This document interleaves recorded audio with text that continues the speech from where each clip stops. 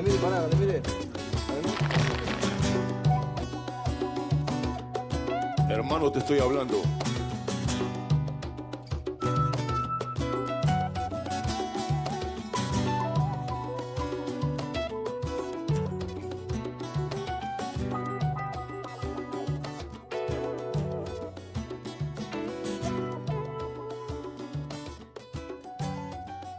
Toma 32.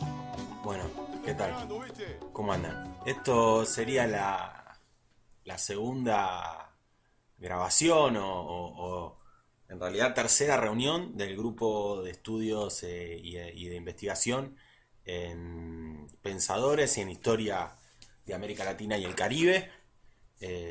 Para los que llegan acá y no saben de qué trata esto, ¿no? Es el grupo del Centro de Estudio de Integración Latinoamericana de la Universidad Nacional de Lanús, ¿no? Que está vinculada al Departamento de Planificación y Políticas Públicas. Bueno, lo que sería la clase o la reunión entre los diferentes compañeros y compañeras investigadores e investigadoras es seguir indagando sobre los pensadores orientales. Si han llegado a ver la primera reunión del grupo, era más bien una introducción a diferentes perspectivas por las cuales nosotros consideramos que es importante el estudio de las corrientes historiográficas y del pensamiento en Uruguay, ¿no? Para esta ocasión tenemos la suerte y al mismo tiempo le voy a comentar la torpeza que por lo menos a nivel personal, a nivel tecnológico, ¿no? Que la grabación de esa reunión, por eso estoy haciendo también esta intro, no se ha dado en la totalidad, ¿no? Fue una charla de Zoom que la dio Emanuel Bonforti. Emanuel Bonforti es un especialista, un estudioso, un investigador, especialista en diferentes redes intelectuales, ¿no? Y que ha trabajado mucho el tema de Uruguay, principalmente en su revista. Hoy nos va a hablar de la revista Marcha, ¿no? El semanario Marcha. Así que, bueno, dirigido o manejado por Carlos Quijano, ¿no? Entonces va a hablar de lo que sería el seminario, o habló con el compañero Emanuel, estuvimos hablando de eso, ¿no? Pero lamentablemente no se grabó toda la charla, que duró unas 3 horas, ¿no? Quedaron solo 40 minutos que vamos a ver después de que yo les intente, ¿no? Hacer un encuadre de lo que pensábamos trabajar o lo que trabajamos esa reunión que estuvo muy buena, ¿no? Siempre es buenísimo cuando hay un investigador que está trabajando sobre un tema, que viene trabajando, que viene indagando, que viene examinando, ¿no? Y hacerle una entrevista o que nos comente cómo ha avanzado. Yo creo que es mucho mejor que el libro, ¿no? Hay una idea que a mí me la había comentado uno de mis profesores, ¿no? José Sasbón, que decía, es más interesante siempre no leer el libro, sino leer al investigador antes de publicar el libro, porque está lo que va a estar en el libro y está aquello que no está en el libro, ¿no? Que para un potencial investigador o para alguien que está indagando son fundamentales, pues son las hipótesis, ¿no? La potencia, sabemos que la energía de un investigador, de alguien que esté indagando, que esté estudiando, no está en el final. La energía está cuando estás buscando algo y estás viendo todo, ¿no?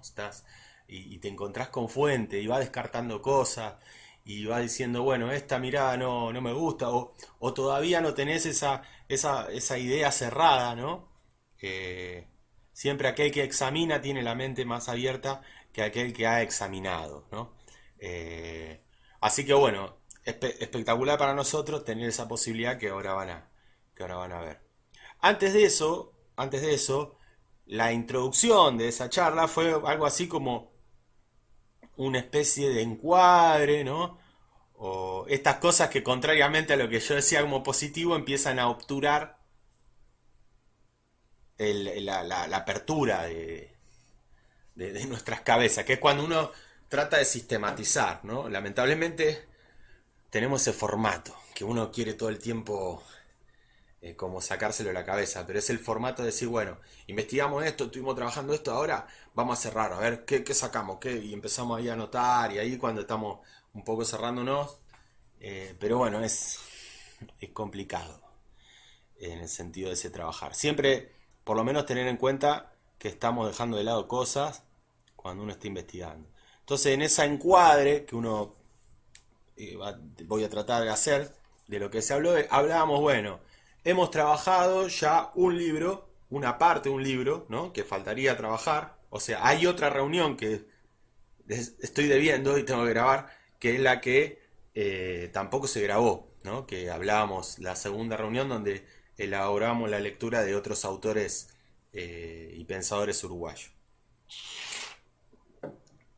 Bueno, en este grupo que tenemos, que coordinamos con Marcos Mele y que también está Mara Espasante también coordinándolo, estando con nosotros, la directora del Centro Ugarte, ¿no?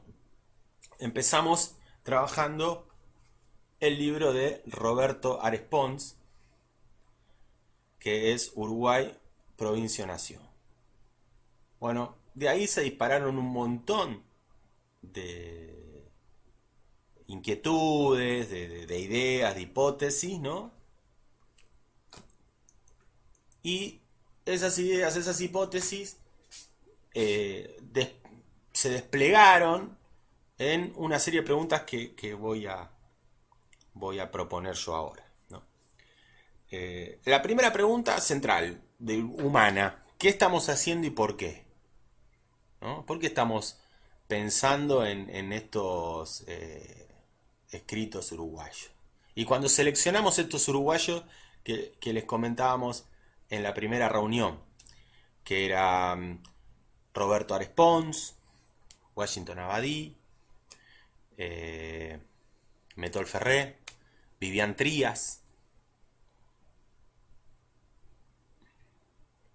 Cuando les comentábamos, estoy pensando si no me olvidé alguno más, Vivian Trías, Herrera, cuando les comentábamos estos autores, ¿no? Que habíamos seleccionado, habíamos dejado gente de lado, claramente, ¿no? El pensamiento uruguayo no se reduce a esa gente, ¿no? Sin duda, es mucho más. Los pensadores uruguayos, la historia del pensamiento uruguayo y la historiografía uruguaya. Ahora, hay una selección. Entonces, primero tenemos que hablar de eso. ¿Por qué estamos haciendo una selección? ¿No? Y ahí, esa clase, esa reunión que le estamos debiendo es explicar por qué hacemos esa selección. Cuando uno hace una selección, tiene que explicar por qué hace esa selección. Todo el tiempo. ¿No? ¿A qué va esa selección? Si no, uno estaría siendo arbitrario, incluso para los que nos ubicamos dentro de lo que es, o lo que pensamos que es el pensamiento nacional, ¿no? Latinoamericano. Decimos, no, bueno, ¿cómo nos silenciaron históricamente, nos corrieron un lado, a esto no le vamos a dar bola? Bueno, hay que explicar eso. Hay que explicar qué cuestiones vos tenés en la cabeza a la hora de sacar a los otros y al mismo tiempo no empantanarse en ese debate de por qué lo sacaste, ¿no? Entonces, nosotros pensamos que desde lo que hemos examinado, por hipótesis, concepto, por idea, por nociones, en torno a los problemas que nos interesan a nosotros, estos son los autores que han trabajado esos problemas. ¿Qué les comentaba antes? Yo, la reunión anterior, les había mencionado a Pibel Devoto, ¿no? En este libro que tengo que seguir comentándoselo pero hoy no vamos a llegar, voy a ver si lo puedo hacer ya para la próxima, este Pibel Devoto, ¿no? Historia de la República Oriental del Uruguay, que algo le comentaba la reunión anterior. La reunión que falta grabar es hablar de esos libros que nosotros hemos corrido del estudio, ¿no? Pero cuando uno dice los problemas que nos interesan, ¿qué nos interesan a nosotros como problemas? Nos interesa ver el tema de la integración y la desintegración de América. Pensar ese problema, ¿qué pasó para la integración y desintegración? Pensar el tema de la soberanía nacional, política, económica, la descolonización cultural e ideológica que nosotros consideramos que estos autores trabajan todo esto. El modelo económico, la distribución del suelo, pensar qué pasa con la distribución del suelo en Uruguay, o qué idea tienen ellos para América Latina y el Caribe, qué pasa con eso, ¿no? Pero acá lo sumo yo, sumo dos problemas más, que en el caso de Metol Ferrer y Vivian Trías se ve muy claramente, que es también trabajar la geopolítica, que estos autores trabajen la geopolítica, ¿no? Una geopolítica desde, sí, evidentemente, oriental en este caso, ¿no? Americana, sudamericana, como lo querramos llamar, después lo analizaremos, y una dimensión más, que es la dimensión metafísica, ¿no? Que es la cuestión de trabajar, al trabajar desde el suelo, al trabajar desde situado, o sea, de hacer un conocimiento, un lugar situado, yo le agregaría que hay un trabajo que estos autores o que nosotros vemos en estos autores que tiene que ver con cuál es esa ida y vuelta que tengo con el suelo que estoy pisando, ¿no? Entonces, con estas, que creo que son 1, 2, 3, 4, 5, 6 dimensiones, nosotros vemos en estos autores, ¿no? Y vemos menos, o vemos más en forma más diáfana, más que se evapora un poco, en los autores que después le vamos, después de lo que sería la charla de hoy, me comprometo a armar algo así como lo que estamos haciendo ahora, repasando en los que no los vemos y por qué no los vemos, ¿no? Que serían Luis Benvenuto, José Pedro Barrán y Benjamín Naum, o los vemos pero de otra manera, ¿no? Gerardo Caetano, que igual me parece extraordinario el trabajo de Caetano, ya después lo voy a decir. Pivel Devoto, que ya lo mencioné, y Carlos Rama, ¿no? O sea, serían estos autores en los que nosotros vemos estas, o no vemos, en realidad, no vemos estas inquietudes como eje, como que sean viscerales en sus trabajos, ¿no? Bueno, en segundo lugar, o sea, esto es una primera cuestión, para como encuadrar esto, le digo, sistematizar, ¿no? Otra es un problema que se presenta. Cuando uno va a investigar a estos autores, tiene uno puede notar que hay dos cosas que se cruzan, ¿no? Dos cosas que se cruzan. Primero, cuando uno va a ver a estos autores hay que preguntarse en qué corrientes se inscriben, qué polémicas tienen.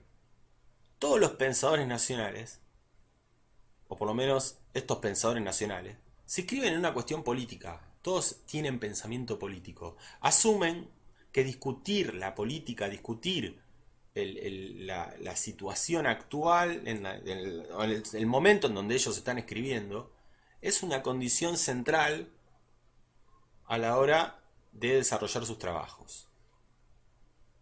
Y esta es una diferencia tajante con respecto a los historiadores académicos, científicos, tradicionales, en Uruguay, en el Río de la Plata, y yo me extendería a América Latina y el Caribe, en donde la política, desde el mundo académico, tuvo la idea, el imaginario de obturar la visión científica. Política y ciencia fueron dos elementos que los investigadores académicos los vieron siempre no asociados, sino como que uno manchaba la visión del otro. Es como que la política te ponía unos lentes negros, ¿no? Como los que usaba Luca Prodan, ¿no? Unos lentes negros que no te dejaban ver la realidad, ¿no? Como si ellos no harían política, ¿no? O sea, con sus relatos históricos, ¿no? Hoy ya ese problema, ¿no? Esa lectura creo que la tenemos superada los historiadores, ¿no? De que, bueno, como dice, ¿no? En los 90, ¿no? Fines de los 80, 90, la corriente del giro lingüístico, ¿no? Paul Ricoeur, la banda de Hayden White, toda esa gente, ¿no? Vino a decir, oh, bueno, la historia, los académicos, dentro de los académicos, ¿no? Aparece esta lectura, el giro lingüístico, ¿no? Que decían, bueno, como la historia es un relato, Entonces, si es un relato, hay que ver, ¿no? Porque ahí hay una trampa. No están diciendo, no es algo que tenga una validez totalmente científica, sino que es lo que él ha elaborado ese historiador. A ver si estoy tratando de ser breve y no puedo. Eh, pero algo así, me acuerdo de Paul Ricord decía, una palabra es un acontecimiento, ¿no? ¿Qué quiere decir esto? ¿Qué querían decir estos académicos? ¿No? Estos académicos venían a decir que si una palabra, o sea, hay algo, por ejemplo, la batalla de Cepeda 1820, ¿no? Pero te dice, bueno, pero eso es un acontecimiento. Sí, está bien, es un acontecimiento. Y hay fuentes y uno elabora una lectura de ese acontecimiento en base a la fuente de lo que estuvieron, los que relataron, armás una lectura. Ahora, Ricker viene a decir, bueno, pero esa palabra también es un acontecimiento. Entonces, ¿qué pasa? Corres el eje y ahora te pones a enfocar en el texto. Ya el acontecimiento queda muy lejos. Queda muy lejos. Porque lo que importante es lo que escribió ese autor. Entonces, ¿qué pasa? Terminás haciendo una lectura en donde no salí de ahí adentro, no salí de la biblioteca. Porque como es un acontecimiento la palabra, ya no vamos a discutir el acontecimiento, vamos a discutir lo que dijo ese historiador. Es como que casi 70 años después de lo que decían los revisionistas, o lo que decía parte de los que se inscriben en la izquierda nacional, se dan cuenta que hacer ciencia es también hacer política. Claro que es un acontecimiento, escribir. Todo es una intervención política, ideológica, de sentido, siempre, todo el tiempo, cuando uno selecciona, realiza una intervención. Ahora, ¿qué le faltó a esta gente también? O por lo menos mi crítico humilde de acá, el piedrazo que les tiro de acá de zona sur de Buenos Aires, ¿no? Que es un acontecimiento político, la palabra. No es un acontecimiento y ya. Y nos pone, bueno, es un acontecimiento político. Entonces, si es un acontecimiento político, Riquet, Hayden White, toda esta gente, Edward Said, ¿qué pasa entonces si es un acontecimiento político? Si es un acontecimiento político, hay que ver en dónde se inscribe ese relato y en relación a la polémica con quién. Y ahí es cuando toda esta gente no trabaja, a mi entender, bien esta cuestión, derrapan y se envuelven en un mar de olas gigantescas, posmodernas, ¿no? En donde se discute con Platón, con Aristóteles, bueno, una gran ensalada rusa, cuando en realidad lo que hay que discutir es, cuando vemos un autor, si consideramos que está haciendo una intervención política, hay que ver en dónde se escribe ese autor y con quién está polemizando. No sé si se llegó a comprender, pero la idea es, cuando vamos a ver ahora lo que viene, que son las lecturas de Manuel Bonforti, son extraordinarias para ver esto. ¿En dónde se inscriben estos autores? Roberto Arespont, que estamos estudiando. ¿En dónde se inscribe?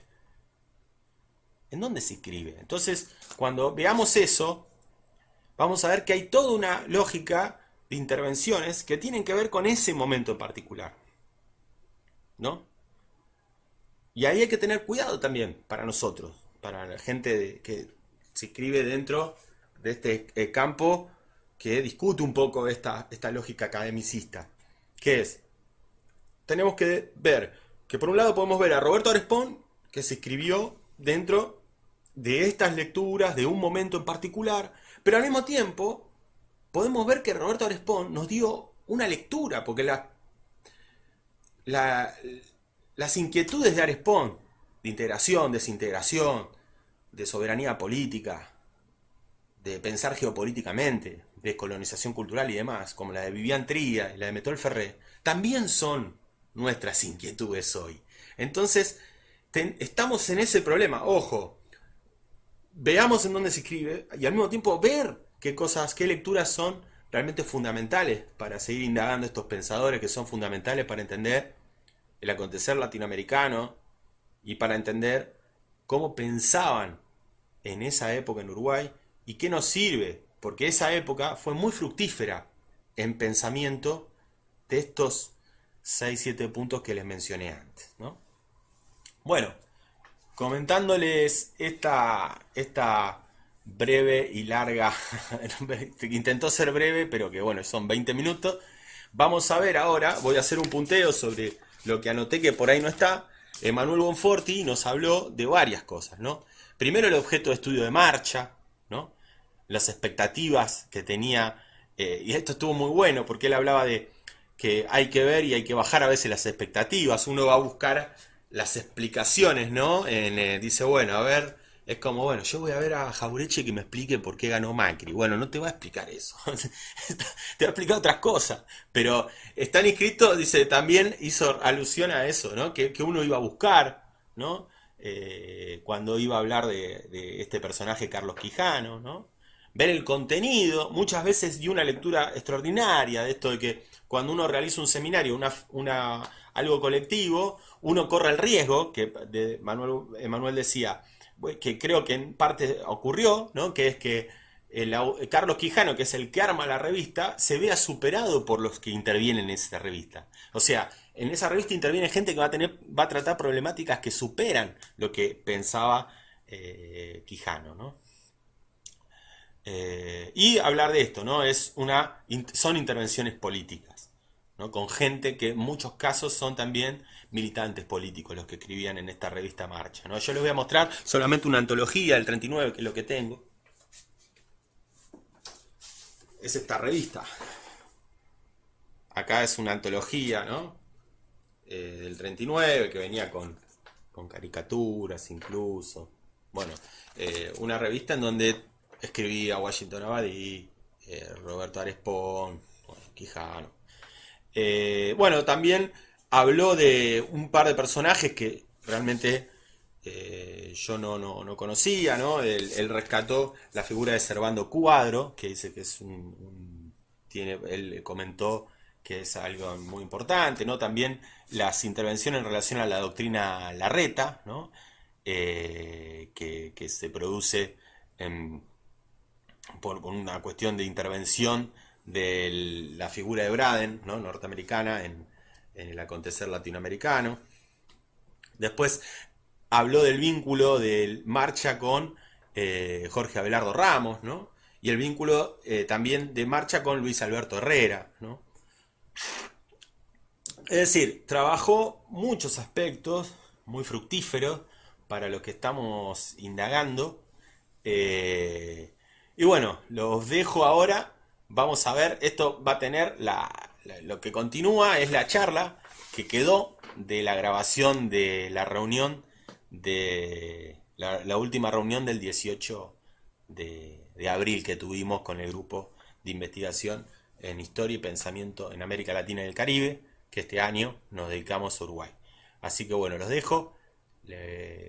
Estamos en conexión y la próxima vez les voy a enviar si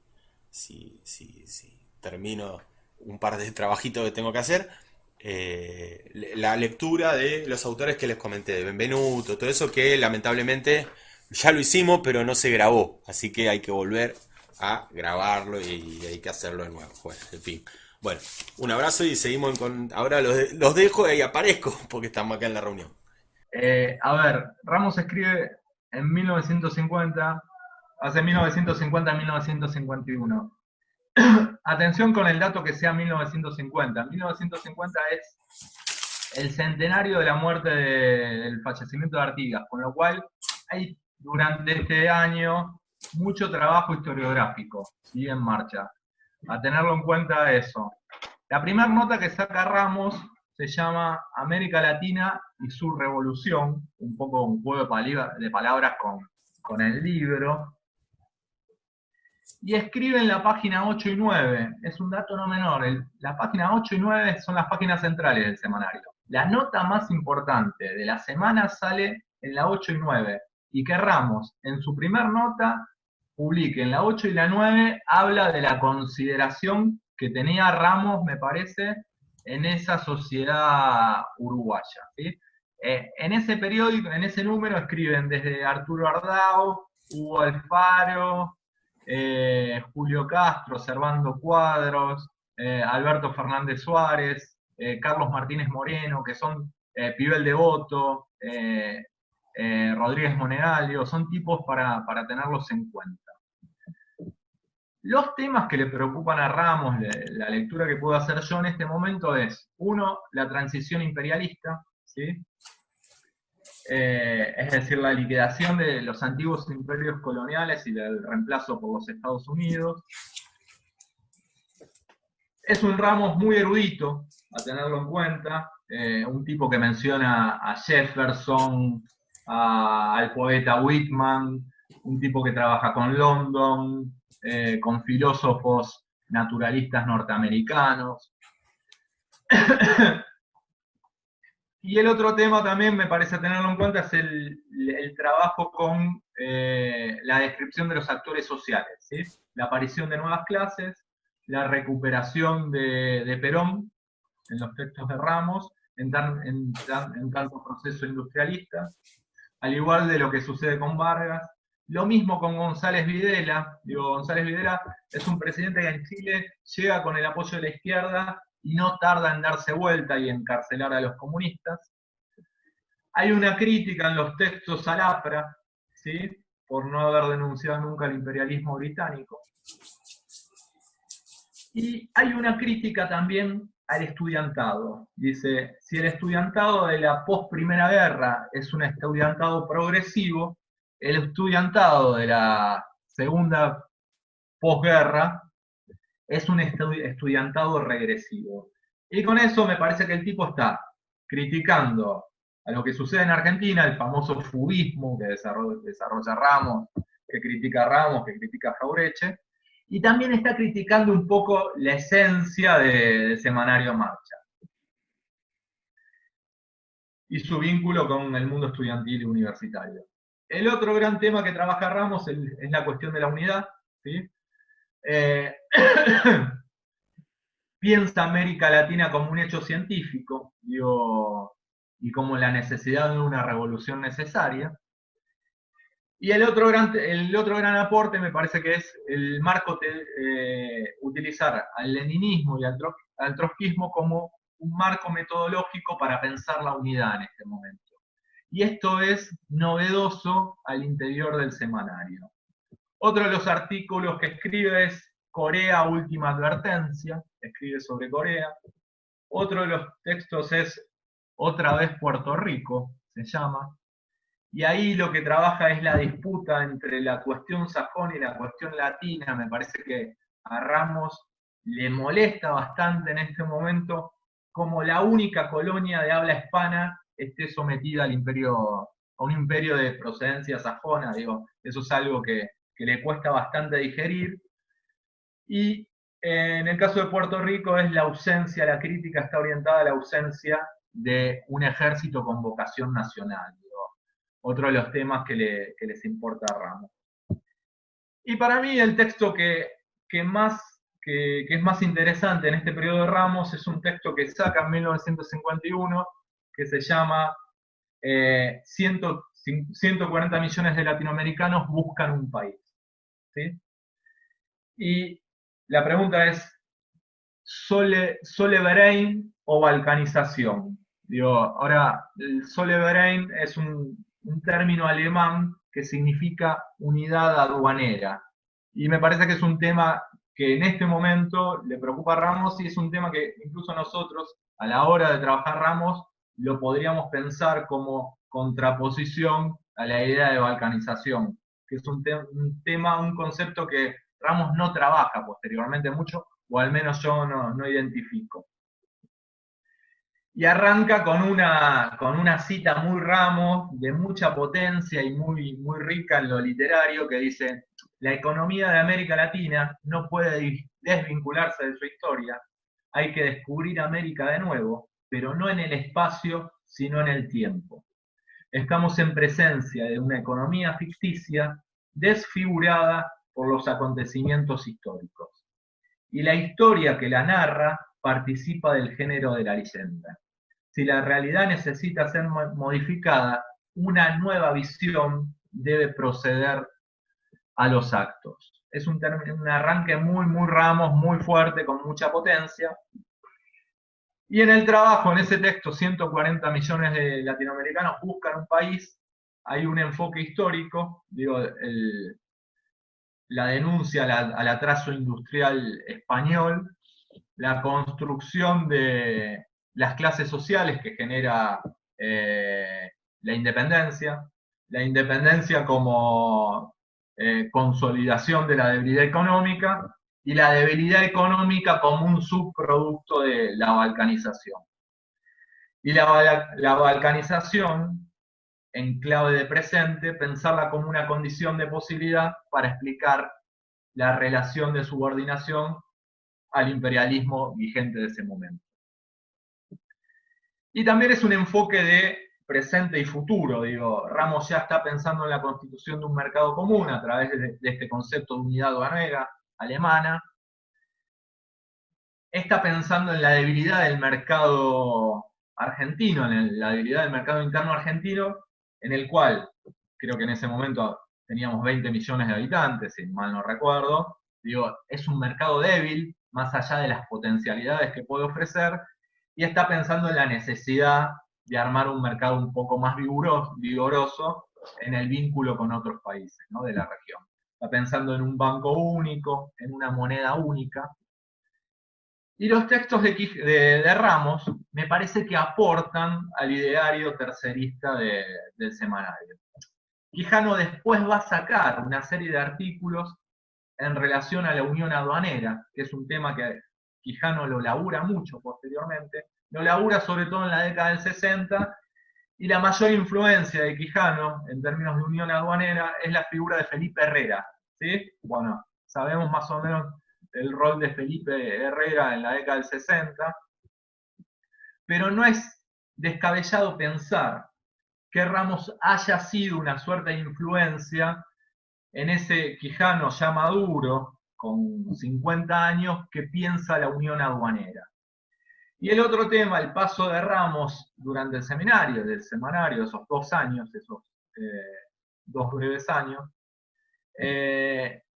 hayan abonado también en la lectura de un joven Metol Ferré. Ya Metol creo que es del año 28, con lo cual ya ahí es un adolescente ya maduro, que le permitiría también llegar a Metol de otra manera a la hora de comprender el ABC, que es del año 53, que es el gran texto que vincula a Metol con la figura de Perón. Me parece que abonaría también todas esas discusiones en términos de unidad en el ideario de Metol.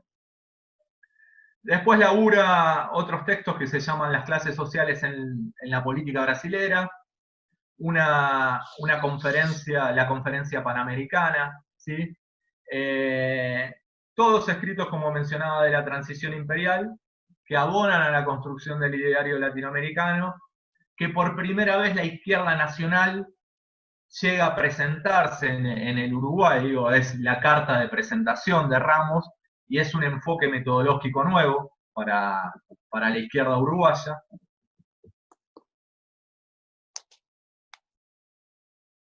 Las clases sociales subalternas, creo que abonan a romper con ciertos prejuicios que tenía Quijano en relación a que todo lo que venía de lo popular en Argentina en ese momento tenía cierto tufillo fascista en relación a la figura de Perón. Me parece que el trabajo de Ramos, recuperando la figura de los sectores de las masas populares, recuperando el rol del ejército, recuperando la vocación industrialista de Perón, abonan un poco en deconstruir la autopercepción que tiene Quijano en relación al peronismo. El otro tema que se labura mucho en este momento también es la cuestión de Guatemala en la década del 50. Yo no lo voy a trabajar, pero la cuestión del golpe en Guatemala en 1954 es un tema de mucho impacto en los círculos intelectuales de la época, y Marcha no escapa a esa situación. O sea, la década del 50 marca 3 temas muy importantes en términos de Latinoamérica, con una cobertura fuerte. Una es la Revolución Boliviana del 52, el golpe de Guatemala en 1954, y obviamente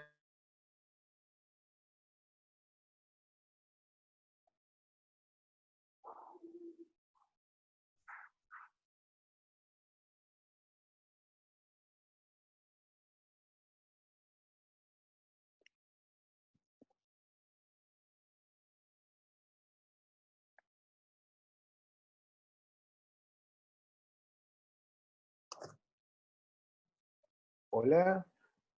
Se fue la voz de... ¿Se Emma. cortó o me escuchan? Yo a Me vos te parece que escucho, se Facu. cortó, se fue. Se nos No fue Emma, está ¿no? Emma Emma. ahora. Se nos fue Emma. Mara saludó y se fue, pero se nos fue Emma también. Parece, a ver. Sí, sí. Emma tenía problemas de internet, te dijo primero. Ah, bueno. Yo a vos te escucho. Sí. Bueno, esperamos. Vieron lo que es Emma, ¿no? Fundamental. Es un fenómeno. Ah, Sí, sí, la verdad. ahí viene, ahí viene. A ver, ahí sí podemos. Ahí está conectando el audio. Buenísimo. Buenísimo. Genial. Reconectando. Buenísimo. Ahí estamos.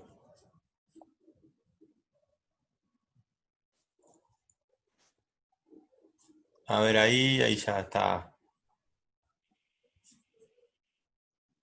Ahí, ¿escuchás, Emma, o no podés escuchar? O... A ver, ahí qué pasa.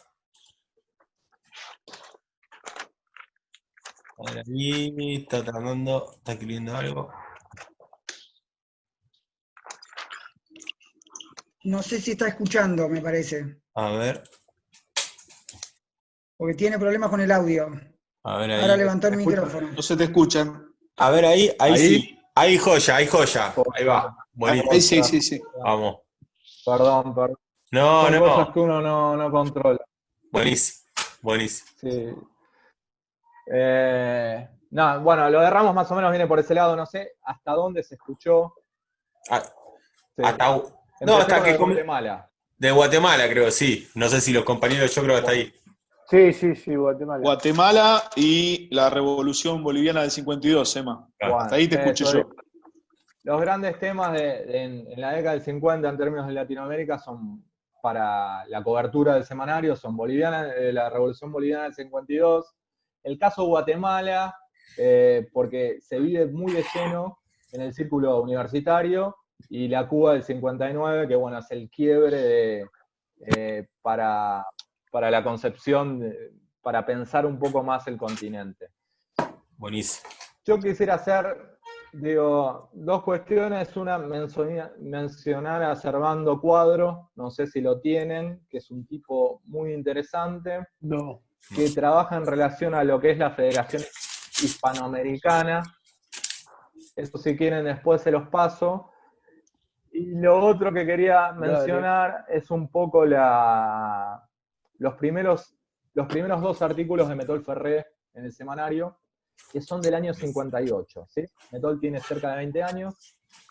El primer texto de Metol se llama La parroquia entra en la historia, ¿sí? Y lo escribe una semana antes, una semana después del triunfo del Partido Nacional. El Partido Nacional no llegaba al gobierno desde los años de la década del 60 del siglo XIX. Quijano ya se había separado definitivamente del Partido Nacional en 1958, en un editorial que es una de las piezas más importantes de periodismo uruguayo, que se llama Rienda Corta, es el divorcio definitivo de Quijano con el Partido Nacional. Y Metol, en ese diciembre del 58, va a decir, ese joven Metol que vive el triunfo del Partido Nacional con mucha pasión, va a decir, es la primera vez que Montevideo se siente ajena, que un hecho no nace del centro de Montevideo, que un hecho político no nace del centro de Montevideo. Así es un poco vivida esa elección, y Metol va a decir que la elección del 58 se estaba produciendo al modo uruguayo el 17 de octubre, o sea, ya hay una reivindicación del octubre peronista en la obra de Metol, y va a decir, sin grandes industrias, sin gran proletariado, ya se estaba viviendo nuestro 17 de octubre. Obviamente, para Metol, el proceso posterior es de desilusión, pero en ese momento es un momento de recuperación. Iba a decir, las elecciones del 58 significó la sepultura del Uruguay moderno, que se forma con la inmigración italiana, que se forma con la inmigración española, con los frigoríficos ingleses y con la figura de Valle Ordóñez, digo, para pensar un poco ese Uruguay moderno. Los frigoríficos abiertos en realidad estaban cerrados.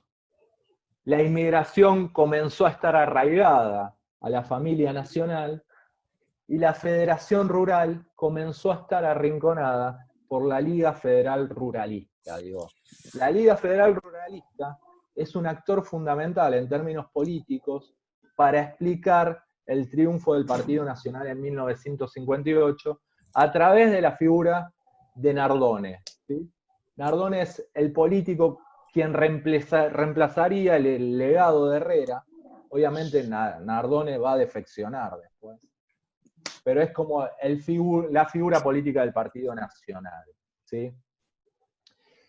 Y hay una imagen muy fuerte que marca Metol, que es la entrega de mando. Digo, pensemos un partido que hacía 100 años que gobernaba, es la entrega de mando de la primera magistratura del Partido Colorado al Partido Nacional. Es decir, es la gran reivindicación de la figura de Herrera. Herrera muere en abril del 59. Herrera es un tipo que había participado en política de la Revolución de Saravia en 1904. Es un tipo que a veces yo leo, cuando trabajo al radicalismo, leo la última parte de Irigoyen, de Ramos. Hay un texto que dice que no conoce el teléfono, que no conocía el cine. Digo, Herrera es un personaje del siglo XIX que cabalga el siglo XX, y es el hijo del canciller de Bernardo Berro. Digo, es el último canciller blanco, es el hijo del último canciller blanco, con lo cual hay una simbología ahí muy fuerte en torno a la elección de 1958. Me parece que es un tema a trabajarlo. Digo, Metol lo vive como yo viví el campeonato de 2001 en Racing. Digo, una bronca tiene Metol terrible. Y el otro texto de Metol en la década del 50 es un texto a finales, se escucha, ¿no? Sí, perfecto. Te hago un comentario, Emma. Sí.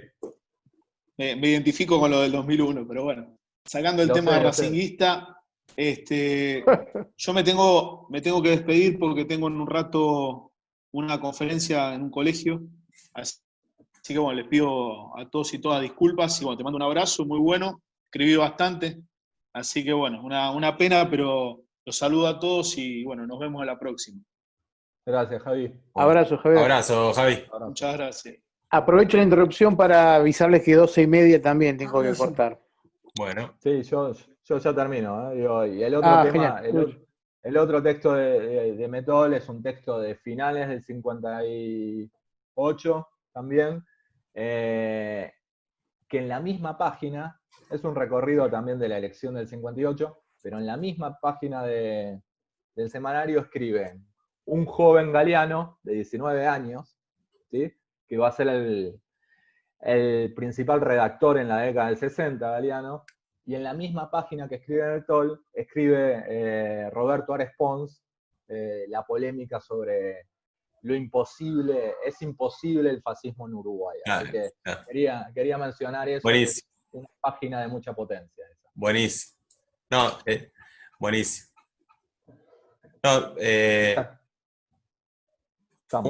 en principio, no sé, después que comentarán un golazo espectacular porque nos metimos, abriste un abanico de cosas, algunas que todavía estamos examinando, viendo, y además siempre, en realidad, lo que a mí me pasa con tus textos, o sea, de las primeras reuniones con Muso que empecé ahí a revisar, es que estás haciendo algo que es extraordinario para el mundo académico, como, no sé, como le querramos llamar, porque es este cruce que es tremendo en el pensamiento nacional también. O sea, un cruce que está muy explorado, no sé, de Tarku, Suriano, ¿no? El cruce intelectual, como que solo los intelectuales que tenemos, solo los la izquierda, digamos, la izquierda, para decirlo rápidamente, la izquierda abstracta, tiene esos cruces, y el pensamiento nacional, por lo que yo creo que es después no sé, acá los compañeros lo discutiremos, ¿no? Si les parece, a mí lo que me parece que es una tara del pensamiento de algunos pensadores nacionales, no poder hablar de Hispanoamérica o de Latinoamérica, pero no poder realizar este ida y vuelta, que en algunos, no digo en todos, en Ramos no ocurre, ¿no? Pero esto de ir más allá de la frontera o ir en esta conexión, ¿no? Es como que uno puede pensar el pensamiento nacional adentro de la biblioteca con el grupo con el que se reúne, y parece que está muy mal ir a otro lado, ¿no? Y hablar con otros que están trabajando el pensamiento nacional, ¿no? Como esta desconfianza que tiene también de si están explorando igual que nosotros, son más progre o menos progre. O sea, hay algo ahí que vos estás haciendo que me parece extraordinario y que es muy original. Eso es por un lado. Y por otro lado, ver todas esta lectura que estos personajes que superan al iniciador de Marcha, ¿no? Que también por ahí uno dice, bueno, Marcha es Quijano, ¿no? Dar cuenta a la lectura que por ahí, esto es personal, que tenía yo de Marcha, les sumás un montón de personajes que no solo tienen inquietudes mucho más potentes que el que armó, o sea, Marcha, como que una revista es mucho más que el que arma la revista o el que la funda, sino que aparecen cuestiones que van, o sea, no solo anteponen a lo que se propone la revista, sino que plantean otros interrogantes, ¿no? Eso me parece espectacular. Y después una malla, y después lo dejo a los compañeros, que es cómo es recurrente en el caso de, que por lo que comentaba de Quijano, algo que yo siempre, a mí me tiene como atravesado cada vez que pienso el tema de cualquier pensador, es como en el área epistemológica, como le querramos llamar, metodológica, se ha avanzado un montón. O sea, a mí me viene a la cabeza Arturo Ardao, que lo tengo bastante leído. O sea, está buenísimo criticar al positivismo, pero a la hora de cuando tienen que hacer tierra y decir, bueno, vamos a explorar un poco nuestra raíz nacional, por así decirlo, cómo está esta complicación del reconocimiento de Artigas, de La Valleja, de los 33, de algo que el Partido Blanco, yo la otra vez le comentaba, el Partido Blanco lo tiene muy, muy, muy afianzado, y se vio en la calle Pou. O sea, el Partido Blanco tiene una simbología muy fuerte, que es los 33 orientales, La Valleja, Leandro Gómez, Oribe, Aparicio Sarabria. O sea, está tienen un siglo XIX que se lleva puesto de a todo lo demás, incluso a lo que pudo llegar a irvanar el Frente Amplio cuando estuvo en el gobierno. O sea, tienen un basamento histórico en el suelo uruguayo, ¿no? Que es tremendo, que para mí es uno de los problemas que hay a la hora de elaborar una lectura nacional, que lo nacional tiene también el contenido metafísico que tiene que ver con el suelo y con la historia de ese suelo y de los que habitaron ese suelo, que yo le sumaría a la hora de interpelar a muchos pensadores nacionales, ¿no? El tema en el suelo, o sea, directamente. Bueno, eso pero me pareció extraordinario, ¿no? Por suerte, yo me preocupé más porque quede grabado, ¿viste? Estaba buscando eso, y por suerte quedó grabado, así que después lo tengo que armar todo esto con las desconexiones y todo, tratar de armar algo copado. Así que bueno, eso es lo que me pareció a mí, y gracias, porque es espectacular. ¿Puedo comentar algo? Hablo. Sí, por favor. Dale. Sí, primero, Emma, agradecerte y felicitarte porque hiciste una presentación excelente, realmente.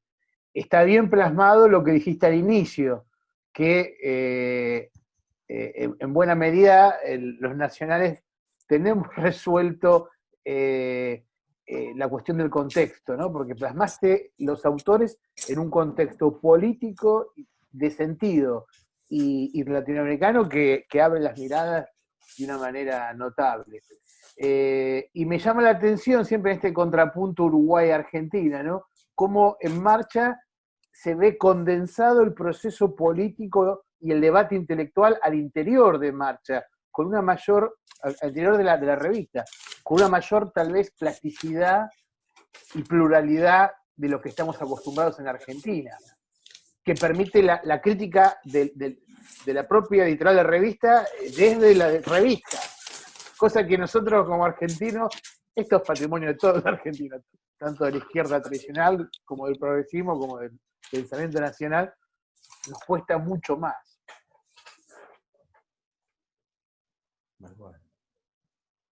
Sí, sí, sí.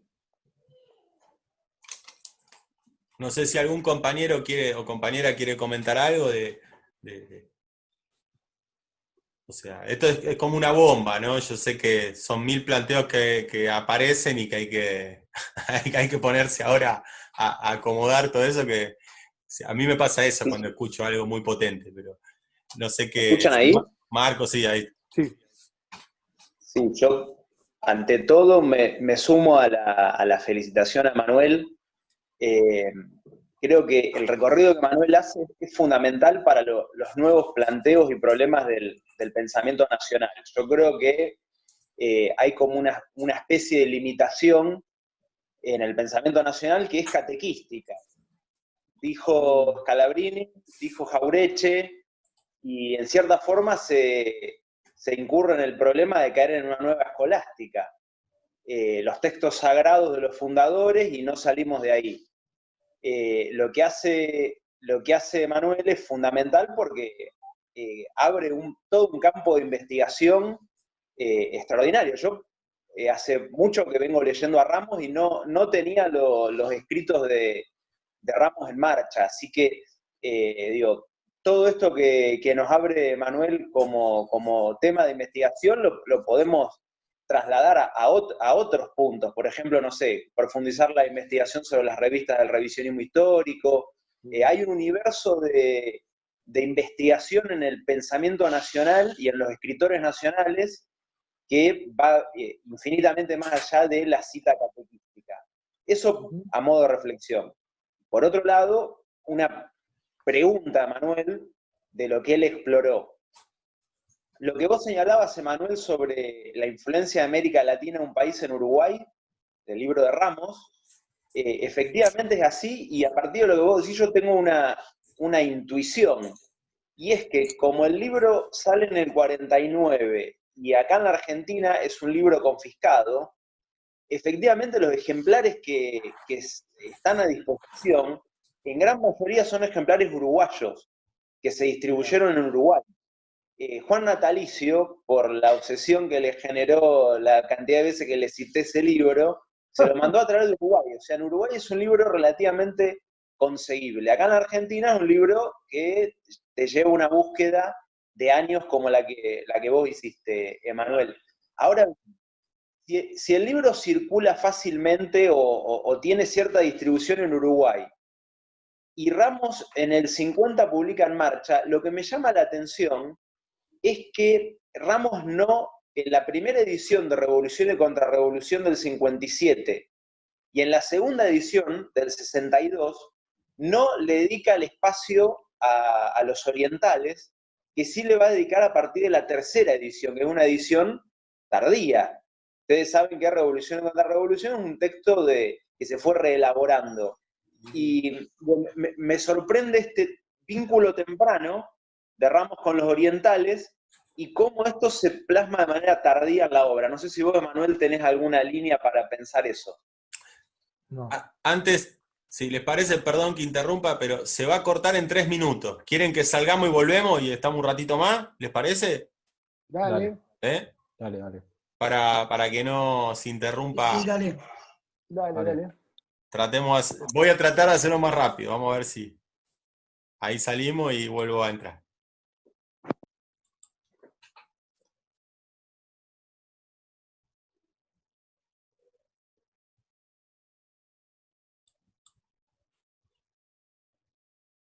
A ver, salió finalizado.